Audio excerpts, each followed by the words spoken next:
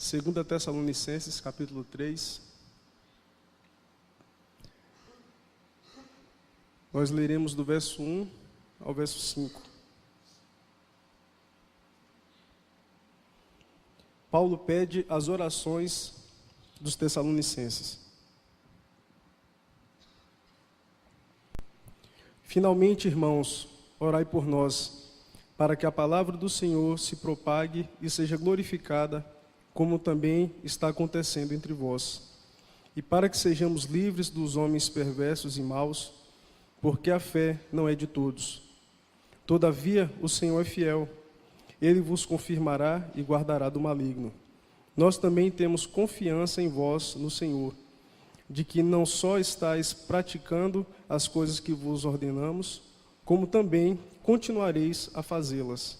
Ora, o Senhor conduza o vosso coração ao amor de Deus e à constância de Cristo. Amém? Irmãos, algo que infelizmente é uma característica negativa das igrejas reformadas é o descuido com a vida de oração. Muitas vezes os reformados são conhecidos como um povo que estuda muito a palavra, um povo que conhece muito a Bíblia, que lê bastante. Só que quando a questão é oração, nós temos bastante dificuldade. A boa teologia, ela tem que nos conduzir a uma espiritualidade forte, uma vida de oração, uma vida de devoção profunda. E normalmente, quando existem pessoas de mais oração na igreja, a gente são símbolos, né, se tornam pessoas que nos inspiram a buscar a Deus. E isso é algo que nós devemos pensar, né? Como vai a nossa vida de oração? Como nós temos desenvolvido a nossa vida cristã a respeito da oração? Alguns falam, não, a oração é mais importante do que a leitura da Bíblia. Não adianta nada você ler a Bíblia e não ter uma vida de oração. Outros falam o contrário, não adianta nada ter vida de oração e não conhecer a palavra. E o grande erro é a gente tentar entender qual é o mais importante. Então, tentar entender, tentar dar valor à oração e à leitura da palavra é igual a gente tentar descobrir qual é a asa mais importante do avião, se é a asa esquerda ou a asa direita. Sem as duas, o avião não voa. E a vida cristã ela tem que ser baseada nas duas coisas, na palavra e na oração. A oração é algo extremamente necessário. Jesus, já no final do seu ministério, foi questionado pelos seus discípulos. Os discípulos chegaram e falaram, mestre, como que a gente deve orar? Como que a gente deve orar? Irmãos, essa pergunta vindo de um recém-convertido, a gente tem toda aquela paciência para responder, né? Mas judeu que já sabia o que era orar e passaram 3 anos andando com Jesus, chegar no final do ministério, só no final do ministério perguntarem a Jesus, Jesus, como é que ora? Como é que é esse negócio aí? Interessante é como Jesus trata aquela situação. Jesus não trata com desdém, com deboche, falando, nossa, vocês, depois de tanto tempo, vocês vêm me perguntar agora sobre a oração? Oração é a coisa mais básica do mundo. Não, vocês se virem, eu não vou explicar para vocês, não. Jesus, ele parou e falou, seguinte, é assim que se ora. Pai nosso que está nos céus, santificado seja o teu nome, venha o teu reino. E o interessante é que a oração do Pai Nosso, ela, em toda a sua divisão, quando chega na questão material que fala, o pão nosso de cada dia nos dai hoje, perdoa as nossas dívidas e aí vai. O que é material é uma frase. E a gente muitas vezes não tem uma vida de oração, e quando a gente ora é justamente pela menor parte do Pai Nosso. Nós não pedimos pela manifestação do reino de Deus através da nossa vida.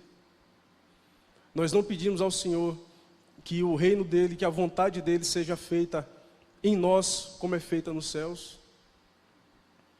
Não oramos para que Deus nos ensine a perdoar, para que Deus nos livre do pecado. Muitas vezes a confissão de pecado é só aquela parte introdutória da oração, né? Porque para pedir a gente fica com vergonha. Não, tem que pedir primeiro perdão dos pecados, aí depois a gente puxa aquela lista de supermercado, né? Com o que a gente está querendo de Deus. E Paulo, nessa carta aos Tessalonicenses, na segunda carta, ele já vai caminhando aqui para o encerramento encerrando a sua epístola. E ele fala, finalmente, irmãos, então ele vem falando várias coisas e agora ele vai afunilar todo o seu conteúdo que vem sendo desenvolvido. E Paulo, ele pede oração. Interessante isso. Paulo, ele pede oração. Eu não sei quantos aqui já se sentiram constrangidos em pedir oração. Porque pedir oração, para muitas pessoas, simboliza fraqueza. É como se eu pedir oração, chegar para o Rafael e falar, Rafa, ora por mim, por isso e isso. Nossa, não vou fazer isso não, porque Rafael vai pensar que eu sou uma pessoa espiritualmente fraca, eu sou imaturo, então tenho que ficar correndo, pedindo ajuda dos outros para me darem suporte. Tem muita gente que faz isso. Não vou pedir oração uma fulana pelos meus filhos, não, porque se eu pedir oração a ela, sabe, vai ser um indicativo de que eu não estou sendo uma boa mãe, de que eu não estou dando conta do recado. Infelizmente, pedir oração para muita gente é algo extremamente constrangedor. Ao ponto de quando ele chega e pede oração, existem pessoas que, quando a gente começa a conviver, que a gente começa a conhecer cada dia mais, a gente começa a perceber que aquela pessoa não é de se abrir, que aquela pessoa não é de demonstrar suas fraquezas, que aquela pessoa não é de chegar e falar assim, ó, eu tenho lutado contra esse pecado na minha vida, eu queria que você orasse por mim. Então a gente vê uma pessoa blindada. E no momento que aquela pessoa chega para a gente e fala assim, eu queria que você orasse por isso, a gente até assusta, né? Rapaz, o negócio deve estar pegando, viu? Que essa pessoa para pedir oração. E talvez se a gente desfrutasse mais dessa vida cristã, de comunhão, de dividir as alegrias e os problemas e pedir oração, nós passaríamos pelas nossas dificuldades com mais apoio, com mais força, com pessoas nos dando suporte. E interessante que Paulo, sendo um apóstolo, sendo um homem que teve profundas experiências com Deus, Paulo, em nenhum momento, Paulo tem vergonha de pedir oração. Eu gerei vocês, eu preguei o evangelho para vocês, eu sou um apóstolo, eu tenho entregue a vocês, eu tenho dado a vocês a doutrina de Cristo, a doutrina do evangelho. Mas na hora que precisa de oração, Paulo fala, ó, orem por mim, porque eu não estou suportando. Orem por mim, porque a coisa aqui está difícil. Ou seja, se o apóstolo Paulo não tem vergonha de demonstrar as suas fragilidades e de correr e pedir oração aos seus irmãos, quem somos nós? E achar que nós não precisamos do suporte dos nossos irmãos, que nós não precisamos do suporte da igreja, das nossas dificuldades. Então a primeira coisa que me chama a atenção aqui é algo que Paulo sempre faz. Paulo, ele ora pelos seus irmãos, mas quando Paulo precisa, ele pede oração. E Paulo vai falar aqui qual o motivo do seu pedido de oração.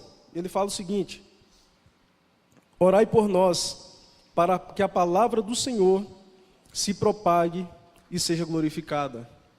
Então, o primeiro pedido de Paulo é: orem para que a palavra de Deus se propague. A palavra grega para proclamar aqui é trecho, e é interessante o significado dessa palavra. É para que a palavra seja propagada de maneira rápida, algo veloz, algo feito com muita força, com muita intensidade, sem perder o foco.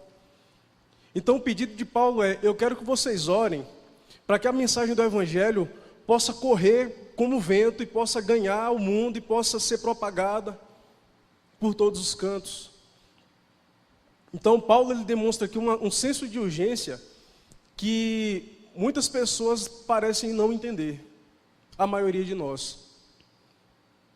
Paulo, a gente olha a vida de Paulo, parece que Paulo está correndo contra o tempo todo, não é verdade? Parece que era um homem que vivia apressado, eu tenho que fazer as coisas, eu tenho que pregar o evangelho, eu tenho que fazer isso, eu tenho que fazer aquilo, eu preciso do apoio de vocês, o evangelho não pode ficar preso. Então Paulo, ele demonstra uma preocupação constante com essa questão da proclamação do evangelho, para que o evangelho seja proclamado com velocidade e com comprometimento da igreja. Esse é o pedido de Paulo. Orem para que o evangelho seja proclamado.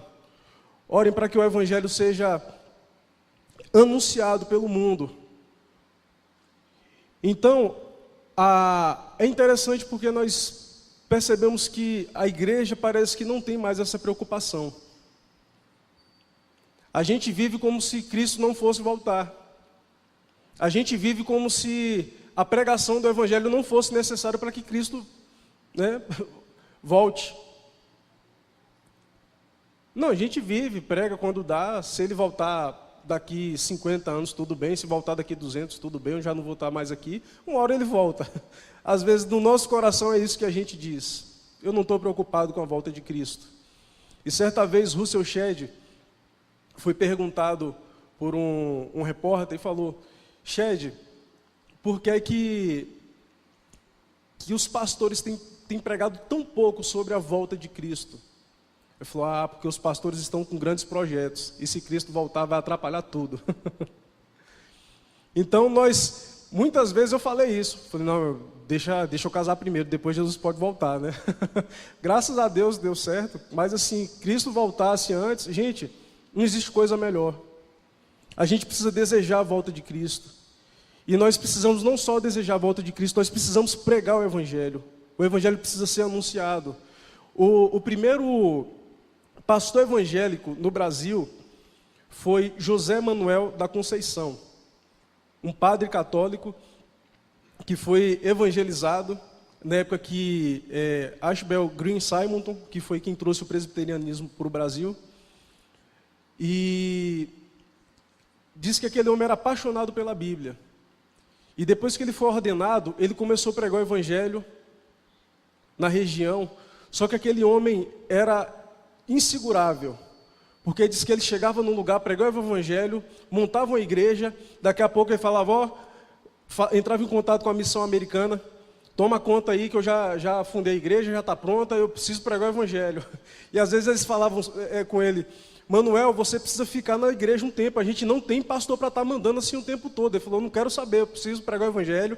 Então a missão não dava conta de mandar pastores para poder dar suporte à quantidade de igreja que aquele homem ia abrindo, uma atrás da outra.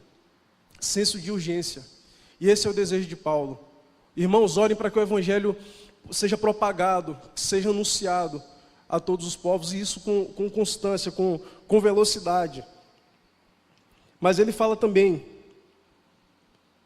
que a palavra do Senhor se propague e seja glorificada. A palavra glorificada aqui, glória, é a palavra doxa, doxologia. Às vezes a gente já viu isso em alguns inários, né? Tem doxologia. Doxologia é um momento de louvor, de declaração, de contemplação a Deus. É uma declaração exaltatória da glória de Deus. É uma resposta ao conhecimento verdadeiro de Deus. Então a doxologia é aquele momento que nós paramos para glorificar a Deus pelo conhecimento da palavra, por aquilo que a gente entende a respeito de Deus, a respeito de Cristo. Um colega meu disse que viajou com a turma da sua igreja e eles foram, se eu não me engano, para as cataratas do Niágara ou foi Iguaçu, não lembro bem. E ele disse que aquele grupo começou a descer as escadas que ficavam abaixo da catarata. E diz que depois que aquele grupo de crente desceu, Deus! E os irmãos começaram a glorificar, ou seja, um momento de doxologia, de louvor, de honra ao Senhor, por reconhecimento daquilo que Ele é, daquilo que Deus faz. Então, qual é a preocupação de Paulo? Eu não quero somente que o Evangelho seja pregado, eu quero que o Evangelho seja compreendido. Então, teologia, irmãos, é importante. Até o termo teologia não é um termo bem aplicado, porque, né, teologia, resumindo, é o estudo de Deus, mas a gente sabe que não se estuda Deus. Nós estudamos a revelação de Deus nas suas escrituras. Mas a teologia, o estudo do conhecimento de Deus, da revelação de Cristo, ela deve nos levar à doxologia. Quanto mais eu conheço de Deus, quanto mais eu sei quem Deus é, mas isso deve me levar à adoração. Então, Paulo quer que o Evangelho seja pregado. Mas não é aquela... Lembra da pregação de Jonas, quando foi para Nínive? Jonas parecia aquele carro da pamonha, né, que sai assim que você sai no portão, o cara já virou a esquina, você não ouviu nem quanto era o preço da pamonha. Ele saiu pregando, rapidinho ele conseguiu dar conta do recado ali. E Jonas não estava interessado na conversão daquele povo. Essa é a questão. Então, Paulo não quer que a palavra seja pregada dessa maneira. Que seja pregado rápido de qualquer jeito, quem escutou, escutou, quem não escutou, não escuta mais. Não, ele quer que as pessoas ouçam, compreendam, se convertam e rendam glória a Deus.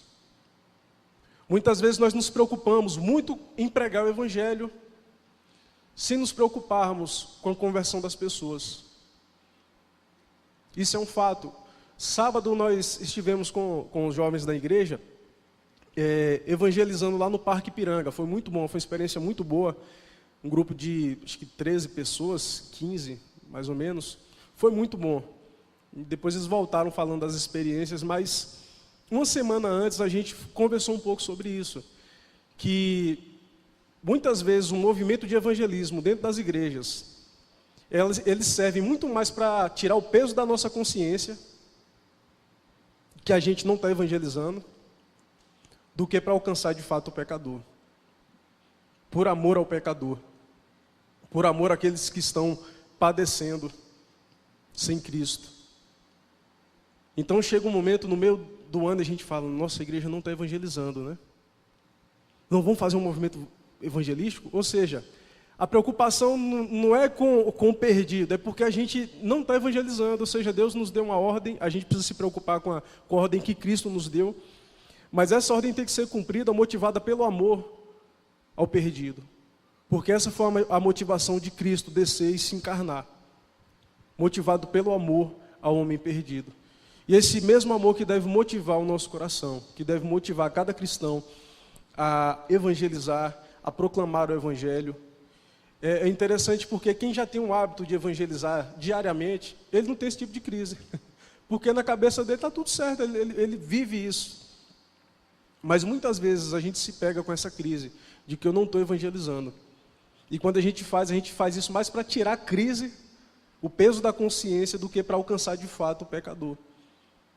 E aquela coisa, ó, já falei, já preguei, não quer, beleza, tchau, Deus abençoe. Sabe, não existe aquele amor de falar assim, não, Deus, eu quero ver essa pessoa convertida, eu quero esse parente meu convertido. Eu vou orar até o último dia se for necessário. Quantas pessoas, irmãos, vem a conversão dos seus familiares nas últimas horas? Passaram 30, 40 anos orando e nunca desistiram. Então Paulo ele faz isso com urgência, mas ele faz isso com preocupação, para que a palavra de Deus seja pregada, mas que ela tenha um resultado de conversão. Amém? E Paulo continua dizendo ainda no verso 1, como também está acontecendo entre vós. Então eu vou ler mais uma vez o verso 1. Finalmente, irmãos, orai por nós, para que a palavra do Senhor se propague e seja glorificada, como também está acontecendo entre vós. Os Tessalonicenses, aquela igreja, estava experimentando algo extraordinário. Creio que os irmãos lembram do início do estudo, né, da primeira epístola ainda, pastor Renato falando como o evangelho se alastrou naquele lugar. E algo que é tendente a acontecer conosco, irmãos, é no momento que a gente está vivendo um período bom, a gente não consegue enxergar quem está passando por dificuldade. As igrejas que estão morrendo, as igrejas que estão enfrentando dificuldades financeiras por causa de perseguição. Se com a gente está tudo bem, por que a gente vai se preocupar com quem está lá fora? Eu lembro que quando eu cheguei aqui em Anápolis, havia uma crítica da liderança de jovens, que eles falavam o seguinte, o problema é que uma igreja não se relaciona com a outra. Uma igreja não se relaciona com a outra. E isso começou a trazer um prejuízo muito grande para a juventude das igrejas presbiterianas em Anápolis. Porque os grupos começaram a minguar, e aí um ia fazer uma programação, não tinha apoio da outra igreja, E aí eles começaram a se preocupar, porque quando a coisa começa a me afetar, aí eu quero dar um jeito, eu quero apoio dos outros, eu quero oração, eu quero a presença de quem pode estar nos auxiliando. E aí começou um movimento de apoio mútuo entre os jovens, para uma igreja fortalecer o trabalho da outra. E as coisas começaram a se reerguer novamente. E eu espero que isso não caia agora na mão contrária. Da juventude crescer e falar assim, nós estamos tão bem que a gente não se preocupa se a igreja tal está bem ou não. Isso é sintomático, irmãos. Quando a gente está vivendo um momento, sabe, de bênção, sabe, a igreja está bem financeiramente, muita gente chegando, gente convertendo, gente dando frutos. A tendência nossa é a gente se despreocupar com o missionário que está passando dificuldade. Muitas vezes são missionários da igreja, missionários que nós conhecemos, mas por estarmos vivendo um momento bom, a gente acaba se esquecendo. E Paulo fala, orem para que aconteça em outros lugares o que está acontecendo entre vós. Não sejam mesquinhos, vocês precisam orar. Vocês precisam clamar diante de Deus, para que a palavra de Deus venha prevalecer em outros lugares, como está prevalecendo no vosso meio. Segundo lugar, terceiro, aliás, então Paulo ora para que o evangelho seja pregado, para que a palavra seja pregada, para que a palavra do Senhor seja glorificada, ou seja reconhecida. Em terceiro lugar, verso 3. Aliás, verso 2, irmãos, perdão. E para que sejamos livres dos homens perversos e maus, porque a fé não é de todos. Terceiro motivo que Paulo pede oração. Orem para que o Senhor nos livre de homens maus.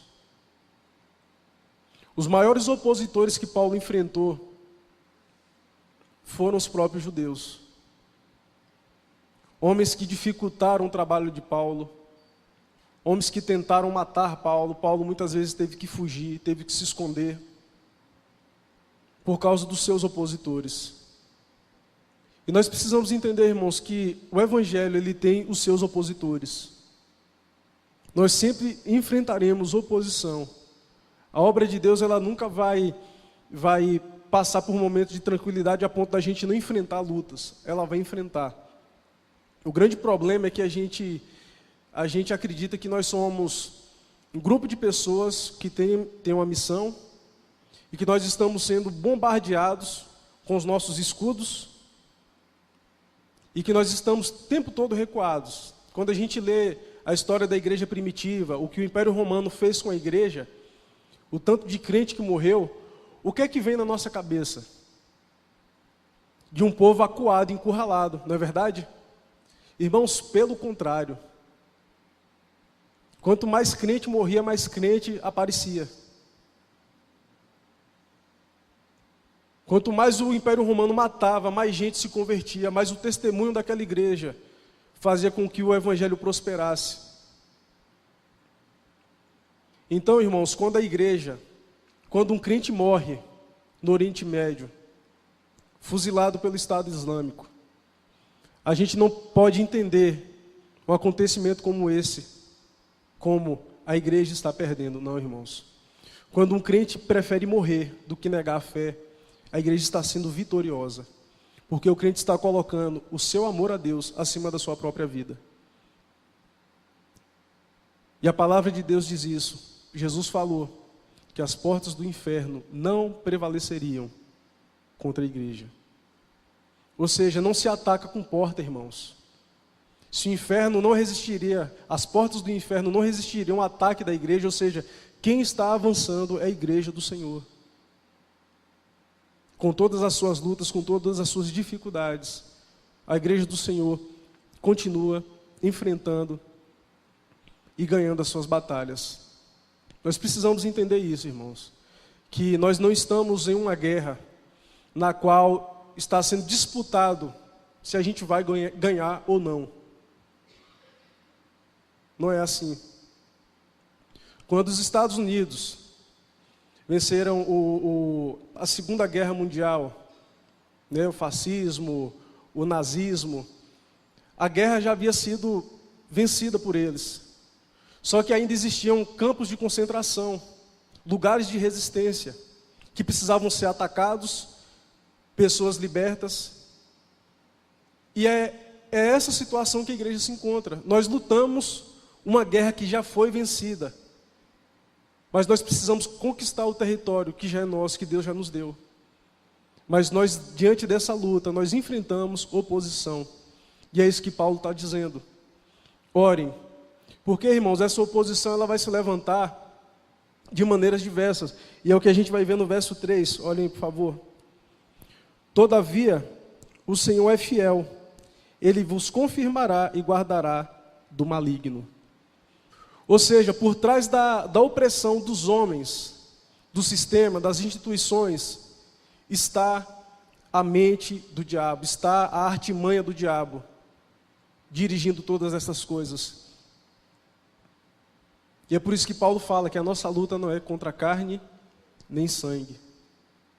Sabe, a tua luta não é contra o teu chefe, contra o teu vizinho, contra aquele teu colega de trabalho que te persegue. A tua luta não é contra ele. A tua luta é contra aquele que está por trás de todas essas coisas. Por trás do diabo. Aliás, o diabo está por trás dessas coisas. Ele é quem acaba sendo o nosso maior inimigo. E o verso 3, Paulo fala algo interessante. Ele fala, todavia o Senhor é fiel. Ele vos confirmará e guardará.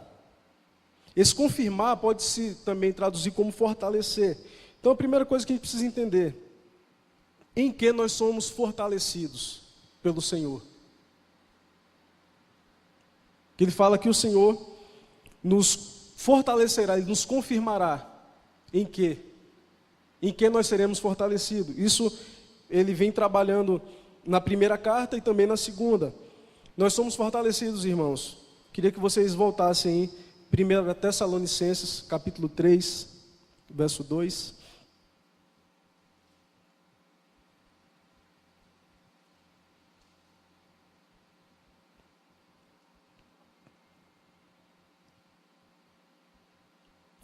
E enviamos nosso irmão Timóteo, ministro de Deus no Evangelho de Cristo, para em benefício da vossa fé, confirmar-vos e exortar-vos. Ou seja, nós somos fortalecidos na nossa fé, mas somos também, irmãos, fortalecidos no amor.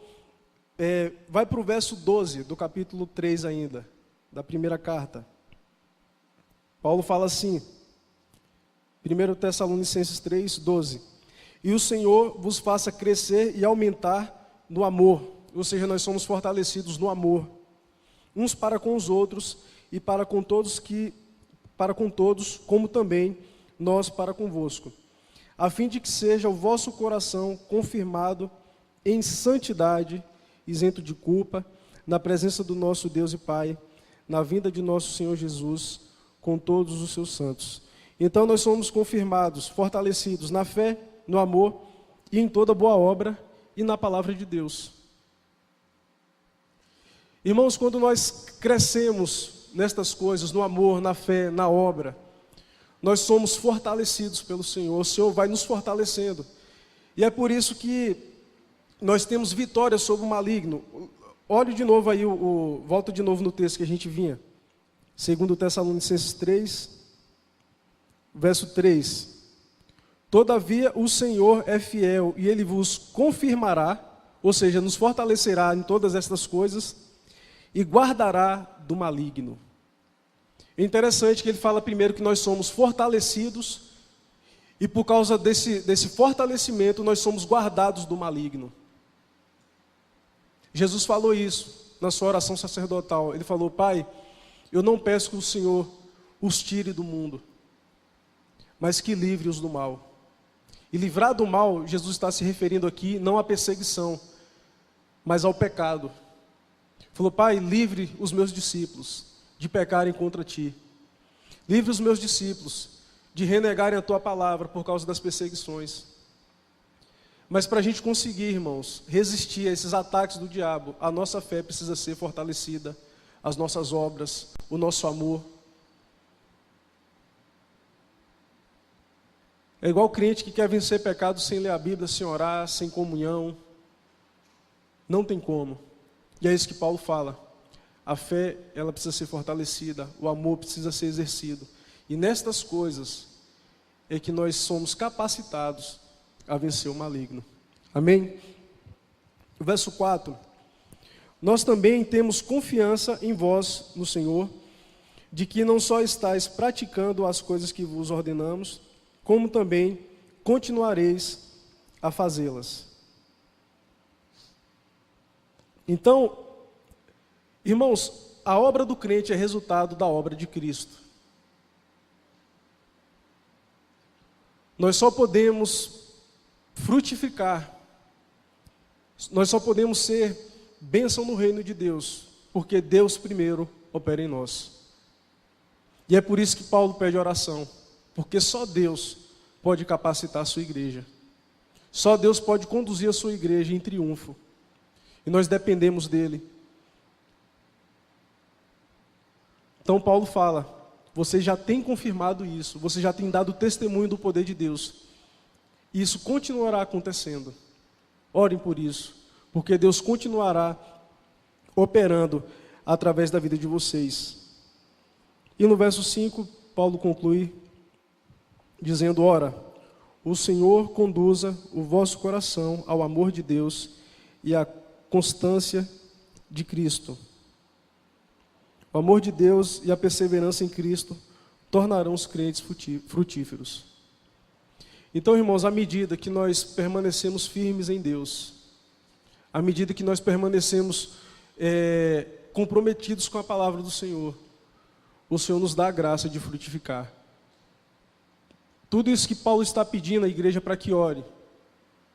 Paulo já no final da perícope aqui, ele já começa a dizer que nós dependemos de Deus e que é através dele que as coisas acontecem.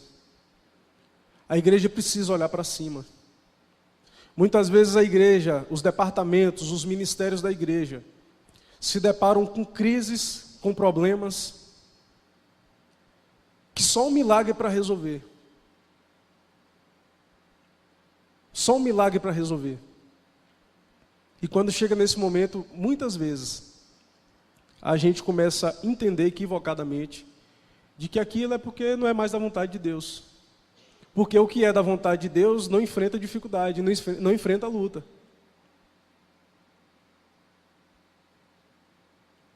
Esse ministério está muito difícil, sabe, as coisas não estão acontecendo. Eu tenho investido, sabe, na pregação do evangelho em determinada escola, nada acontece. E a conclusão que a gente chega qual é? Deus não está nesse negócio. É igual o povo quando é tirado do Egito. O povo sai feliz, sai animado, a gente vai para a nossa terra. E aí quando chega a terra está cheia de gigante.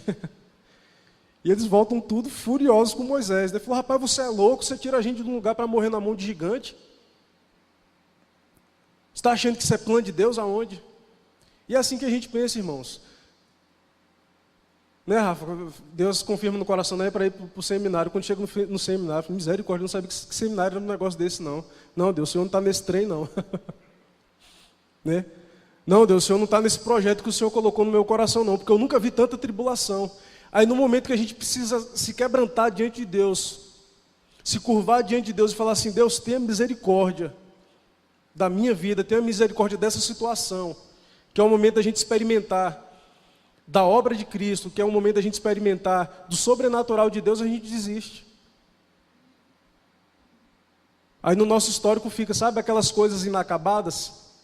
Porque quando chega o momento da luta, da dificuldade, a gente acha que aquele momento ali é um momento de um sinal de que Deus não está ali, porque a gente está enfrentando a dificuldade. Irmãos, desde o início do ano passado, Tamiris é testemunha disso, eu venho orando, eu venho chorando diante de Deus, por causa dos jovens dessa igreja. Sabe, de falar assim, Deus, de fato, Deus, o problema é meu. Eu falei, Deus, eu sento, eu preparo a pregação, eu elaboro isso, eu faço aquilo. Deus, parece que o treino não acontece, Deus. E chegou um momento que eu comecei a orar, eu falei, Deus, eu me recuso Irmãos, é que eu não estou determinando nada não. Eu falei, Deus, eu me recuso a ver essa situação, sabendo que o Senhor tem poder para mudar tudo isso que eu tenho visto como dificuldade.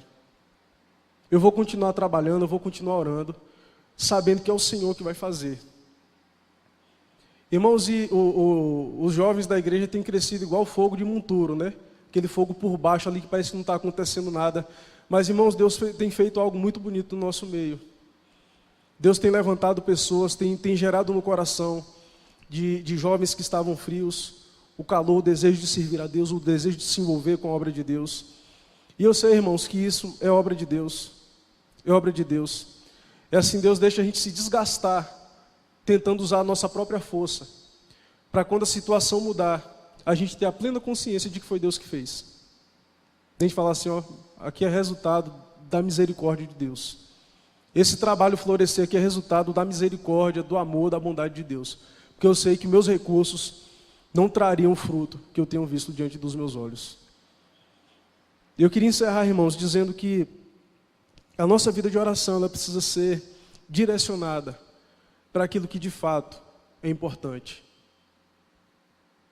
Para aquilo que de fato é fundamental na nossa vida.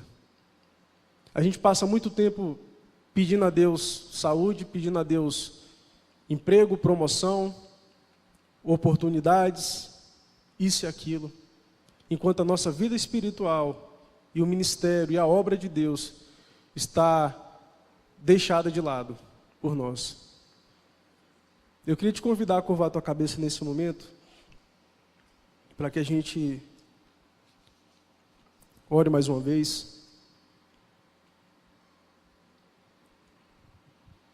E eu queria que nós orássemos nesse momento justamente por isso, para que Deus use o povo dele, que use a tua vida, a minha vida, para que o Evangelho seja pregado, glorificado, para que o Senhor nos guarde do mal, nos guarde de viver fora da sua vontade, negligenciando os seus mandamentos,